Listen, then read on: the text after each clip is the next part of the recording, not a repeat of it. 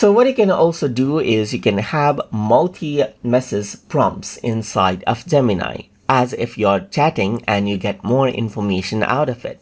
Let's say, for example, I'm going to go around and say, list 5 types of fruits right here, just like this. So just like this, what happens is that it adds in, like, gives 5 types of fruits, as you can see right here. So I'm going to go around and say, give me 6 more right here, just like this. So now it understands that it is talking about fruits. So if I were to go around and say 6 more, then you can see that it gives 6 more right here, just like this. And now I can say, now give all of these fruits.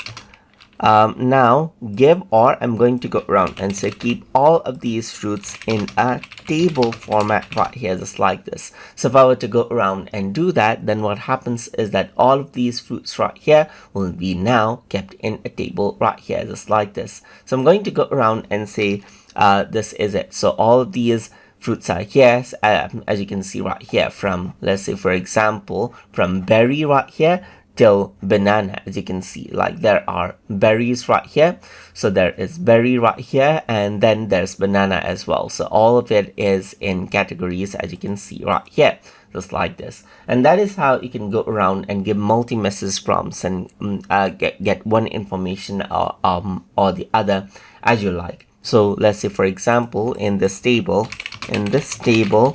add a nutrition column as well. Let's say, for example, I can go around and say to change that information, and then what happens is that it simply goes around and adds in the nutrition section as well, just like this. So that is how you can utilize multi-message prompt inside of Google Gemini.